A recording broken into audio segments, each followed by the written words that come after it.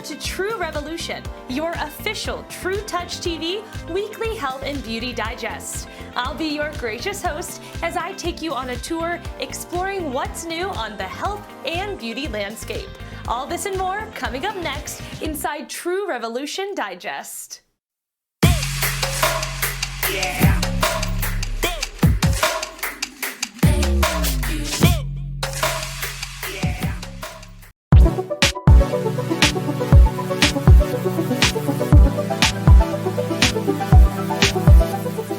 Bianca Renee, and you're watching Bianca Renee today, and today we're going to talk all about hair porosity.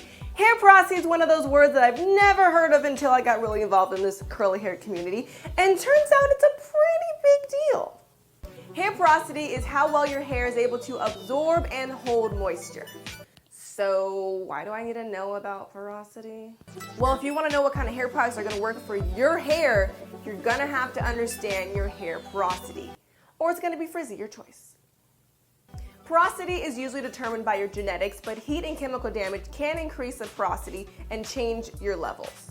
With that being said, there are 3 different types of porosity levels. There's low, normal, and high.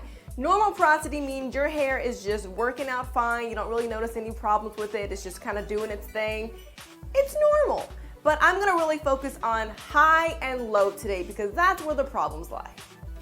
Let's figure out what type of hair porosity you have, starting with low porosity.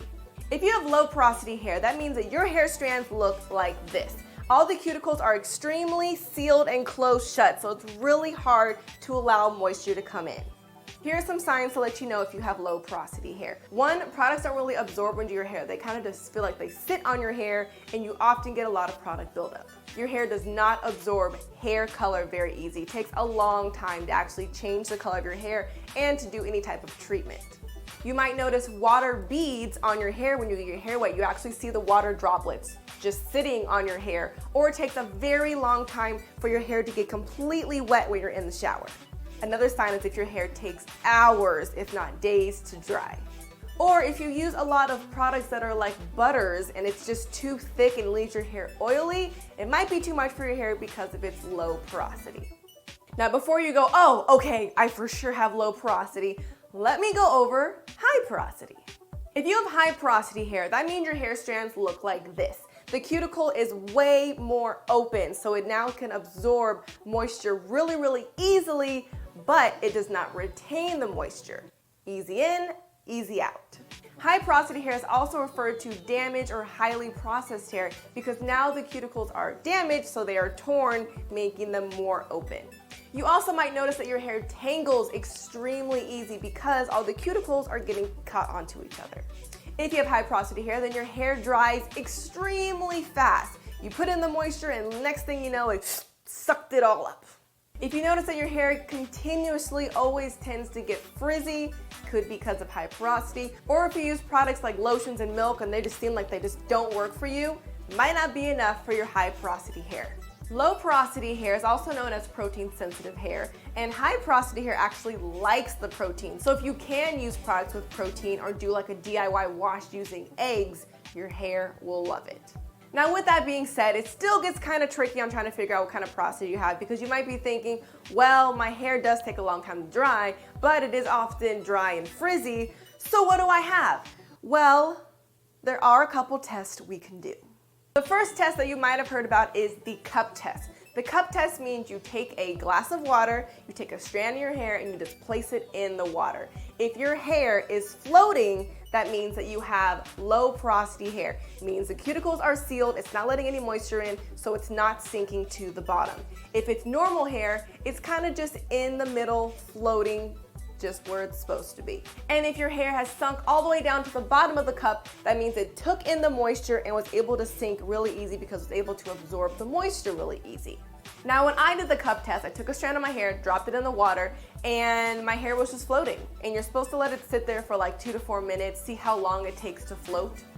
My cup's been sitting there for like 2 days and it still is floating. Guess my cuticles are extremely closed.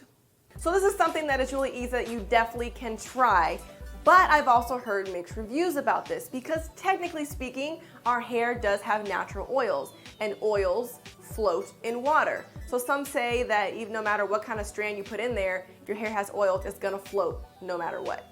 And then some people say that depends on the temperature of the water, because hot water will open up the cuticles so then it could sink, or cold water could close the cuticles so it'll float.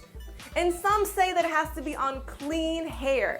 So if your hair has product in it, it might just float because of the product. Another porosity test you could try is the spray test. If you get a water bottle with a spray top and you spray your hair, if you notice there are beads of water just sitting on your hair, then you have low porosity hair. It's not letting the moisture in, it's just kind of sitting there, and it's really hard to moisturize your curls. If you spray your hair and the water instantly absorbs, then your cuticles are open and just ready to take in the moisture, so you might have high porosity hair. And the last test you could do is the strand test. So you take one strand of your hair, and then when you move your fingers up and down, if it feels like smooth and straight, then you might have low porosity hair. But if you go like this and you feel like small little like ridges or bumps, then that means your cuticles are open and you have high porosity hair. So now that I've given you all this information, where does your hair lie? Does it seem like it's majority of the low porosity things or majority of the high porosity things? Which one is it? I literally want you to say it out loud right now.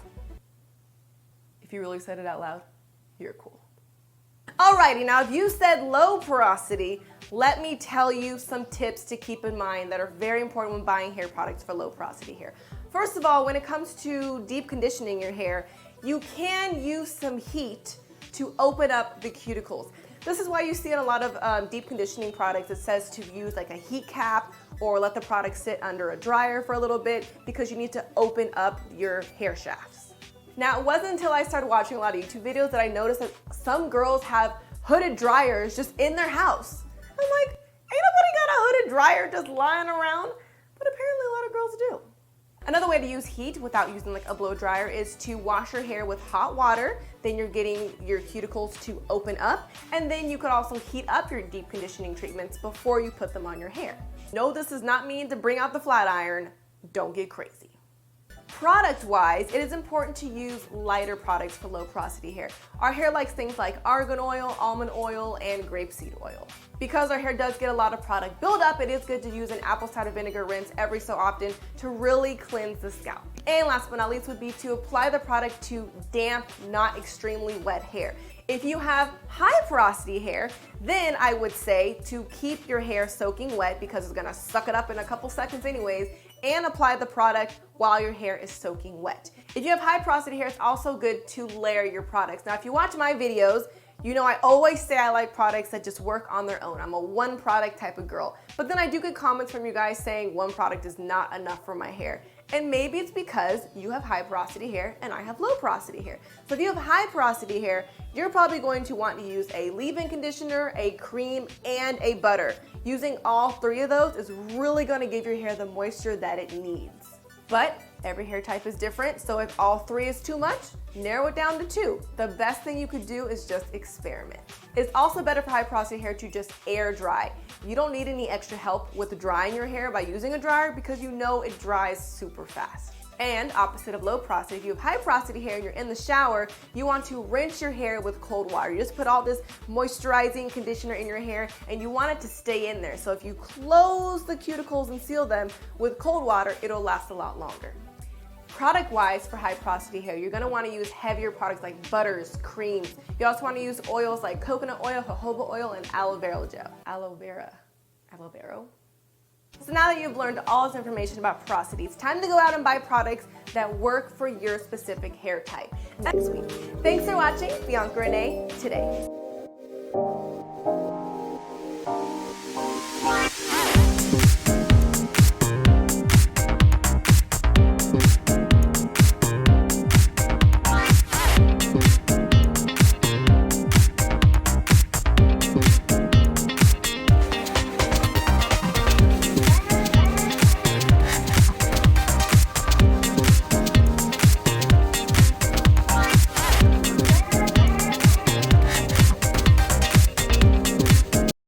find hair extensions that grab attention?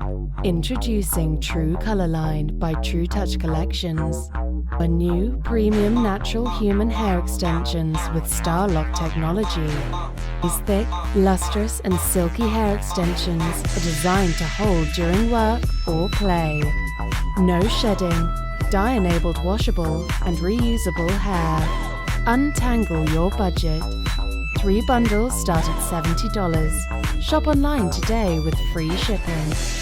True Touch Collections, where beauty begins from within.